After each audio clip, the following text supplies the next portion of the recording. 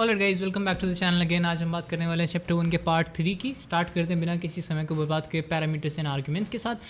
तो parameters and arguments में difference क्या होता है? छोटा सा डिफरेंस होता है इसमें। फॉर एग्जांपल, अगर आपने पहले प्रोग्राम देखा होगा तो जब हम फंक्शन को डिफाइन कर रहे होते हैं एंड पहली लाइन में जब हम ये वेरिएबल्स लिखते हैं, 3 वेरिएबल्स हमने यहाँ पर डिफाइन किए हैं फंक्शन हेडर के अंदर, तो इसको बोलते हैं पैरामीटर्स। आर्ग्यूमेंट्स कब हम पास करते हैं? जब हम इस फंक्शन को कॉल कर रहे होते हैं, तब हम जो ब्रैकेट के अंदर पैरेंथेसिस के अंदर डालते हैं वो आर्ग्यूमेंट होता है। तो आई होप आपको समझ आ रहा होगा। जब हम पैरामीटर कोई भी फंक्शन डिफाइन कर रहे होते हैं एंड तब फंक्शन हेडर के अंदर जो हम पैरेंथेसिस के अंदर वैल्यूज डालते हैं वो क्या होता है? पैरामीटर्स। एंड जब हम उस फंक्शन को कॉल कर रहे होते हैं या इन्वोक कर रहे होते हैं तब हम जो वैल्यूज डालते हैं तब वो क्या होता है? आर्ग्यूमेंट्स होते हैं। तो पैरेंथेसिस एंड आर्ग्यूमेंट में सिर्फ इतना सा डिफरेंस होता है। प्रोग्राम मैंने आपको समझा ही दिया था, सिंपली आपको वो निकाल के दे देगा। फ्लो ऑफ एग्जीक्यूशन की बात करें पाइथन के अंदर, पाइथन जो होता है वो 1 बाय 1 चीज़ों को एग्जीक्यूट करता है। फर्स्ट ऑफ ऑल पहली लाइन पे जाता है। तो एक छोटा सा प्रोग्राम का हम एग्जाम्पल लेते हैं। हमारे पास एरिया कैलकुलेट करने के लिए एक छोटा सा प्रोग्राम दिया हुआ है यहाँ से यहाँ तक। तो पहले वो फर्स्ट लाइन पे जाएगा। फर्स्ट लाइन क्या है? इनपुट मांगा है रेडियस ऑफ द सर्कल के लिए। तो यहाँ पर जब भी हम इस प्रोग्राम को रन करेंगे तो इनपुट मांगेगा, बोलेगा enter any radius of the circle. तो इसने 7 डाला। फिर वो नेक्स्ट लाइन में क्या करेगा? एरिया कैलकुलेट करेगा इस फॉर्मूले को लेकर, जो भी इसको फॉर्मूला गिवन है, जो भी फॉर्मूला हमने इससे डिफाइन करवाया है वहाँ से इसने फॉर्मूला लिया, इनपुट करवाया एंड उसके बाद अपना जो एरिया था वो प्रिंट कर दिया। प्रिंट एरिया इक्वल टू ए, जो भी ए की वैल्यू आएगी। तो यहाँ पर हमारा सिंपल 1 बाय 1 करके ये जो प्रोग्राम था वो प्रिंट हो गया। थोड़ा सा इसको बड़ा कर देते हैं ताकि आपको ज़्यादा अच्छे से नज़र आ जाए। आई होप आपको ज़्यादा अच्छे से नज़र आ रहा होगा। सेलेक्टिव स्टेटमेंट्स क्या होता है? सेलेक्टिव स्टेटमेंट होता है कभी भी कोई प्रोग्राम है, वापस से छोटा कर देते हैं। सेलेक्टिव स्टेटमेंट क्या होता है? हमारे पास ये बड़ा सा प्रोग्राम दिया हुआ मान लीजिए, तो जब भी कोई कंडीशन से कोई प्रोग्राम रन होता है, फॉर एग्जांपल एक प्रोग्राम का पार्ट है जो कि कोई कंडीशन मीट होगी तभी वो रन करेगा। फॉर एग्जाम्पल जब हमारे पास ये वाला प्रोग्राम दिया हुआ है, एक सिंपल कोड दिया हुआ है, एक बार सिंपल एग्जाम्पल देखेंगे। इफ़ और एल्स का जो यूज़ होता है वो मैं आपको दिखाऊंगा। First of all simple example देखते हैं जिसमें हमारे पास number of years is more than 12, rate of interest दिया हुआ है, टाइम दिया हुआ है। तो हम सिंपल अगर ये दिया हुआ है कि सिंपल इंटरेस्ट निकालना है, अगर ईयर्स 12 से ज़्यादा है तो रेट ऑफ इंटरेस्ट 10 है, अगर 12 से कम है तो रेट ऑफ इंटरेस्ट 15 है। तो सबसे पहले हम क्या करेंगे? प्रिंसिपल इनपुट कराएंगे, टाइम इनपुट कराएंगे। अब हम क्या करेंगे? चेक करेंगे if time is greater than 10। अगर टाइम ग्रेटर देन 10 है तो सिंपल इंटरेस्ट में जो हमारा रेट ऑफ इंटरेस्ट है वो 10 जाएगा। अब अगर इसके अलावा कुछ भी है, अगर मतलब इसके अलावा क्या है, अगर 10 से बड़े वाले इसमें चलेगा तो 10 से कम वाले इसमें अपने आप आ जाएंगे। तो तब एल्स क्या करना है? ये यूज़ करना है। तो अगर टी हमने इनपुट करा है, अगर वो इससे टी 10 से बड़ा है तो ये वाला फॉर्मूला लगेगा, अगर 10 से छोटा है तो ये वाला फॉर्मूला लगेगा। तो ये अपने आप सेलेक्ट करता है। इसी को बोलते हैं सेलेक्टिव स्टेटमेंट। जब प्रोग्राम का एक पार्ट किसी कंडीशन के मीट होने पर रन होता है, एग्जीक्यूट होता है, तो वो चीज़ हमने वहाँ पर डिस्कस किया। आउटपुट आप सिंपली समझ सकते हैं, प्रिंसिपल अमाउंट मांगा। फिर हमारे पास एक और कोड दिया हुआ है जिसके अंदर में कोई भी चॉइस मांगी कि हम क्या मांगना चाहते हैं। फॉर एग्जाम्पल चॉइस दे दिया कि इस तरह से चॉइस ले, पहले पे एरिया ऑफ सर्कल ले, सेकंड पे एरिया ऑफ रेक्टेंगल ले, थर्ड अगर चूज करे बंदा तो एरिया ऑफ ट्रायंगल ले। तो वो कैसे होगा? सबसे पहले हम ये नंबर इनपुट कराएंगे, चॉइस हमने सी से मान लिया। हमने बोला कि कोई भी आप चॉइस लिखिए। अब क्या है? अगर चॉइस 1 है, तो एरिया ऑफ स्क्वायर चलना चाहिए। अगर चॉइस 1 है तो ये वाला कोड रन करेगा। ये वाला कोड रन करेगा मतलब कि एरिया ऑफ स्क्वायर का क्या होगा? पहले हम साइड इनपुट कराएंगे, फिर एरिया लिख देंगे S into S and print करा देंगे एरिया। अगर चॉइस 2 है तो हम लेंथ और ब्रेड्थ दोनों चीज़ें इनपुट कराएंगे एंड एरिया में लेंथ इंटू ब्रेड्थ कर देंगे। तो हमें देख दिया। अगर इफ़ के बाद अगर आपके पास 2 से 3 स्टेटमेंट होती है, फॉर एग्जाम्पल आपके पास इफ़ है, पिछले वाला कोड में हमारे पास 2 ही स्टेटमेंट थी, 10 से ज़्यादा है, 10 से कम, तो हमने डायरेक्ट यूज़ कर लिया था इफ़ और एल्स। बट अगर 2 से ज़्यादा चीज़ें होती हैं, फॉर एग्जांपल 1 2 3 है, तो इफ़ के बाद हम यूज़ करते हैं एलिफ मतलब एल्स इफ़ की, अगर उसके अलावा कुछ और हो लास्ट में जाके एल्स डाल सकते हैं आप। हाँ जी हाँ, यहाँ पर एल्स डल गया।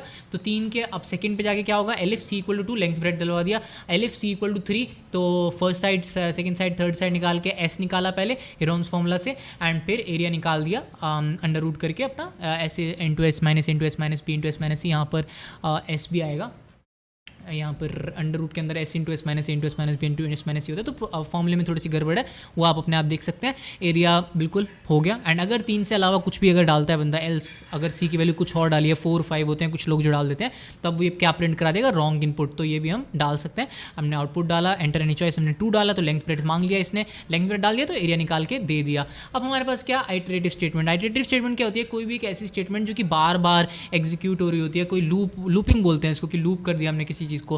कोई भी हमारा प्रोग्राम है, कोई भी कोड है, उसको लूपिंग कर दिया हमने। इससे क्या होता है कि हमने फॉर लूप लगाया, वाइल लूप लगाया, तो जब तक वो कंडीशन मीट होती जाती है तब तक वो जो प्रोग्राम है हमारा रन करता रहता है। तो अगर सिंटेक्स क्या होता है? फॉर लूप लगाना तो सीधा सीधा लिखते हैं for i in range, i variable होता है, कुछ भी उसकी जगह आ सकता है। For i in range, for u in range, for v in range, कुछ भी लिख सकते हैं। और जो हमारा वाइल लूप होता है वो ऐसे होता है, वाइल कंडीशन की, वाइल आई लेस देन 10 चलाते रहो, वाइल आई लेस देन 5 चलाते रहो, तो वो हमारा वाइल स्टेटमेंट के लिए काम आता है। फॉर एग्जाम्पल तो सिंपल यहाँ पर हम फॉर लूप की बात करते हैं। सबसे पहले हमारे को एक प्रोग्राम दिया हुआ है कि कोई नंबर आप प्रिंट कराओ, ऑल नेचुरल नंबर्स की कोई नंबर इनपुट कराओ एंड उस नंबर तक सारे नेचुरल नंबर्स प्रिंट कराओ। फॉर एग्जांपल अगर हमने 10 डाला नंबर तो हमें 10 तक सारे नेचुरल नंबर प्रिंट कराने। नेचुरल नंबर 1 से स्टार्ट होते हैं, 1 2 3 4 5 टिल 10 प्रिंट होना चाहिए। तो उसके लिए हमें क्या है, हमने इनपुट कराया कोई भी नंबर जहाँ तक हमें चाहिए, 10 तक चाहिए, 100 तक चाहिए, 5000 तक चाहिए।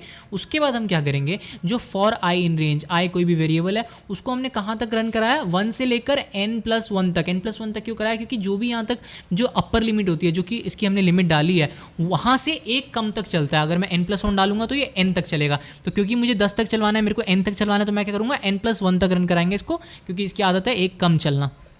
और जब जब ये चलेगा जो भी आई की वैल्यू आएगी वो प्रिंट करता चलेगा। फॉर एग्जांपल 1 से स्टार्ट किया इसने, हमने डाला है for i in range 1, n+1, n पे इनपुट कराया इसने 10। अब क्या होगा, पहले ये 1 से स्टार्ट होगा, 1 है, आई की वैल्यू भी 1 प्रिंट कर दिया। अब क्या करेगा, ये फिर से जाएगा इसमें। अब क्या करेगा, 1 की वैल्यू इंक्रीज करता रहेगा जब तक ये अपनी लिमिट तक ना पहुंच जाए। लिमिट जो हमने n+1 दिया है उससे एक कम तक ना पहुंचे। अब आई की वैल्यू क्या हो गई 2, फिर 2 प्रिंट करेगा, फिर पीछे जाएगा, फिर आई की वैल्यू क्या हो गई 3, अब 3 प्रिंट करेगा। ऐसे करते करते 10 तक जाएगा। जैसे ही 10 तक पहुंच जाएगा, लिमिट खत्म हो गई, प्रोग्राम बंद। अब सेकंड में हम चलते हैं, इसमें हमें सम बोला है, वहाँ तक जो भी हमने नंबर डाला है वहाँ तक पूरा हमें सम चाहिए। ये कैसे होगा, हमने n इनपुट कराया, इसमें हमें एक और वेरिएबल ऐड करना होता है सम इक्वल टू 0, क्योंकि हमें सम निकालना है। हमने फिर से for i in range 1, n+1 किया, n+1 मैं आपको बता चुका हूँ क्यों किया। अब क्या है सम, अब पहले आई की वैल्यू क्या होगी, फॉर एग्जांपल मैंने आंसर इसमें 5 डाला है तो 5 तक चलेगा ये, 5+1 तक अगर मैं इसको रन कराऊंगा, 6 तक रन करेंगे तो 5 तक चलेगा, 1 2 3 4 5। अभी आई की वैल्यू क्या है 1, सम क्या है अभी 0, तो अभी सम की वैल्यू क्या हो जाएगी 0 + 1, क्योंकि मेरा 1 है अभी आई की वैल्यू, तो अभी सम क्या हो गया 1। अभी फिर से रन करेगा, अभी मेरा आई क्या हो जाएगा 1 से 1 आगे बढ़ेगा 2 हो जाएगा अभी आई। अब सम में जाएगा, फिर से सम क्या था मेरा 1, अब सम क्या हो जाएगा 1 + 2, तो हमारा सम क्या हो जाएगा 3। अब ये फिर से क्या इंक्रीज होगा 3 पे जाएगा, आई की वैल्यू क्या हो जाएगी, फिर एक इंक्रीमेंट होगी, एक इंक्रीज होगी, तो आई की वैल्यू क्या हो गई 3। अब सम मेरा क्या था 3, सम प्लस आई 3 + 3 6। अब मेरा फिर से आई वैल्यू क्या हो जाएगी 4, अभी मेरा क्या है सम 6, तो 6 + 4 10। ऐसे करते करते ये ऐड होगा, फिर लास्ट में 5 जाएगा, 10 + 5 15 सम आ जाएगा। एंड जब हमारा ये लूप पूरा हो जाएगा तो ये नेक्स्ट स्टेटमेंट में क्या प्रिंट हमें क्या करना है, सम क्या है 15, तो सम इज 15। और गाइस अब हम अपने तीसरे कोड की तरफ बढ़ते हैं, जो कि होने वाला है कि write a program to input any number and find reverse of that number. तो प्रोग्राम जिससे हम रिवर्स निकाल सकते हैं, तो वो सिंपली कैसे रन किया जाता है, किस तरह से काम करता है, उसका एल्गोरिदम क्या है, वो हम सीखने वाले हैं आज। तो फर्स्ट ऑफ ऑल आपको क्या है, कोई भी नंबर इनपुट कराना है। मैं नोटपैड में आपको समझाऊंगा कि ये कोड काम कैसे करता है। फॉर एग्जांपल मेरा n की वैल्यू मैंने इनपुट करा दी 123, अब मुझे इसको 321 बनाना है, रिवर्स बनाना है, तो कैसे होगा। फर्स्ट ऑफ ऑल आपको एक वेरिएबल लेना है जिसको r = 0, जिसमें आप जो रिवर्स है उसको सेव करेंगे। तो रिवर्स अभी क्या है मेरा 0 ले लिया मैंने। अब मैं क्या करूँगा, मुझे इसको 123 को क्या बनाना है 321 बनाना है। तो इसका मतलब क्या है, अगर मैं इस नंबर को बार बार 10 से डिवाइड करूं और रिमाइंडर को लेता जाऊं, एंड रिमाइंडर को मैं क्या करूं, जैसे अगर मैं अभी 110 से डिवाइड करूंगा मेरा रिमाइंडर 3 आएगा, तो मुझे 3 चाहिए। उसके बाद मेरा ये बचना चाहिए 1 2 3 हट गया। अब मैं इसको डिवाइड करूंगा तो मेरा क्या आएगा 2, फिर मेरे को 2 चाहिए इधर, फिर मेरा क्या बच जाएगा 1, फिर मेरे को 1 लगाना है लास्ट में। तो इसको उल्टा करना है इस तरीके से। तो आपको क्या करना है 10 से डिवाइड करते रहना है एंड अपना कोड रन करना है। तो मेरा रिवर्स जो है वो क्या है, रिवर्स इंटू 10 + n%10। n% आपको क्या देगा, आपको देगा रिमाइंडर 10 से डिवाइड होने पे। तो लेट्स सी ये कोड क्या करेगा। और आपको ये रन कब तक करना है, जब तक n की वैल्यू 0 ना हो जाए, जब तक ये पूरा खत्म ना हो जाए, तब तक आपको ये करते रहना। तो समझ आ रहा होगा अभी तक आपको, अगर नहीं समझ आ रहा है तो आगे समझ में आ जाएगा। लेट्स सी रिवर्स क्या है, रिवर्स है हमारा r*10 + n%10। तो हमारा r की वैल्यू क्या है 0, 0 × 10 0 + n%10, मतलब कि 123 को अगर हम 10 से डिवाइड करेंगे रिमाइंडर कितना आएगा 3, तो 3 + 0 कितना आ जाएगा 3 आ जाएगा। तो हमारे r की वैल्यू क्या हो गई 3।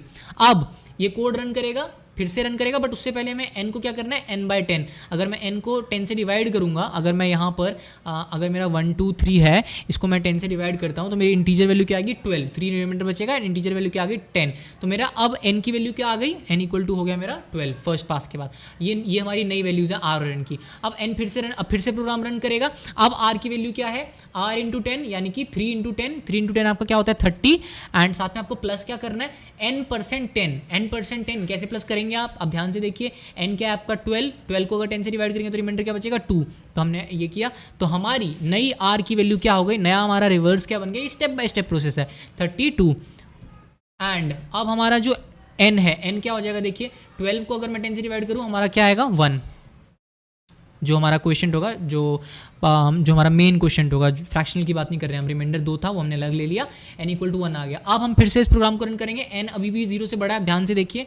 अब क्या करेंगे, अब r की वैल्यू क्या है, r equal to r star 10, 332 को हम 10 से मल्टीप्लाई करेंगे तो कितना आ जाएगा 320 प्लस क्या बोलते हैं n%, इसको अगर मैं डिवाइड करूँ 10 से कितना 1 ही बचेगा, रिमाइंडर 1 ही बचेगा ना, 10 0 से 0, तो 320 प्लस 1 हमारा कितना आ जाएगा, r इक्वल टू 321। एंड अगर मैं n की बात करूँ, n हमारा क्या हो जाएगा 0, क्योंकि इस बार कोई नंबर ही नहीं आएगा, n इक्वल टू क्या हो जाएगा 0। तो अब देखिए n 0 हो गया, और ये प्रोग्राम कब तक रन करना था, जब तक n 0 से बड़ा होता। तो अब प्रोग्राम रन करना बंद हो जाएगा, मेरा रिवर्स मुझे मिल गया 321, देखिए रिवर्स है, जी हाँ रिवर्स है, तो ये काम कर गया। तो इस तरह से आप रिवर्स ऑफ अ नंबर निकाल सकते हैं। Thank you so much for watching the video. मिलते हैं एक छोटे से ब्रेक के बाद, एंड अपना जो चैप्टर है वो कंप्लीट करने की कोशिश करेंगे नेक्स्ट वीडियो में।